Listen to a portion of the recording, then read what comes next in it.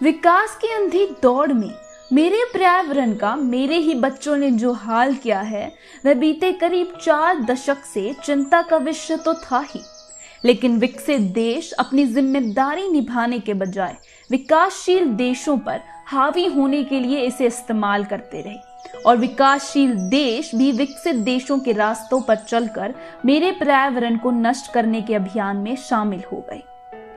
मेरे सम्मेलन के 28 साल बाद भी हालात जस के तस ही थे, लेकिन कोरोना महामारी से विश्व में लॉकडाउन ने मेरे पर्यावरण को स्वस्थ होने का अवकाश दे दिया है।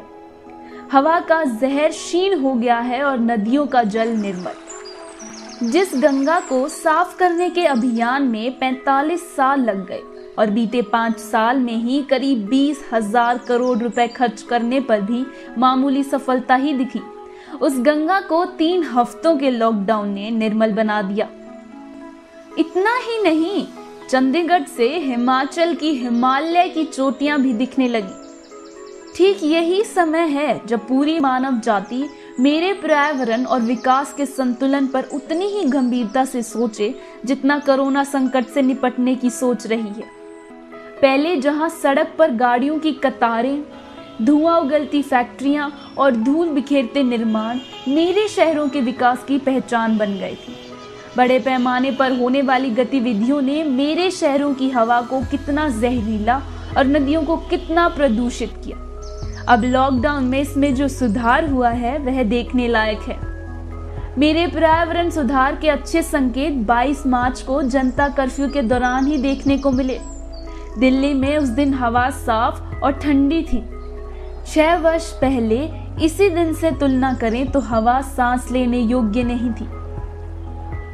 सड़कों पर मोटर वाहनों की आवाजाही रुक जाने के कारण 21 मार्च की तुलना में जनता कर्फ्यू के दिन आश्चर्यजनक रूप से जहरीली गैसें कम पाई गई।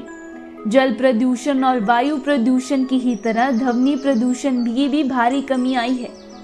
दरअसल ध्वनि प्रदूषण का सबसे बड़ा कारण हमेशा से ही वाहन रहे हैं, जिनकी आवाज से बड़े शहरों ही नहीं बल्कि छोटे शहर भी परेशान हैं। दरअसल जब तक इंसान के दिमाग में यह बात नहीं निकलेगी कि कारों का काफिला बढ़ाना कोई स्टेटस सिंबल नहीं होता, तब तक यह समस्या बनी रहेगी। इस छोटे स्टेटस सिंबल के कारण तेजी से बढ़ते वाहनों की संख्या मेरे पर्यावरण के लिए सिरदर्द बनती जा रही है। पर्यावरण बचाने के महत्व को स्वीकारते हुए अनेक देशों ने 17 धारणीय विकास लक्ष्यों को अपने विकास योजनाओं में शामिल करना शुरू कर दिया।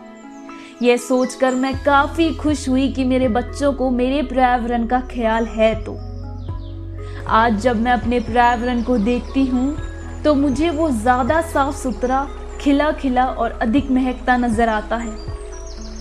बहरहाल लॉकडाउन के कारण प्रदूषण का स्तर कम होना इन्हें एक सकारात्मक संदेश दे रहा है।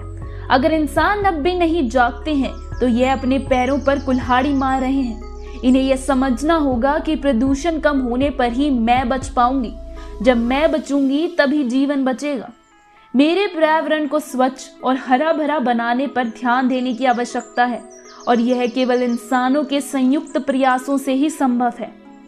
मानव जाति ने पर्यावरण के लिए बहुत विनाश किया और इसका परिणाम प्रदूषण, ग्लोबल वार्मिंग, ओजोन में कमी और बहुत कुछ है।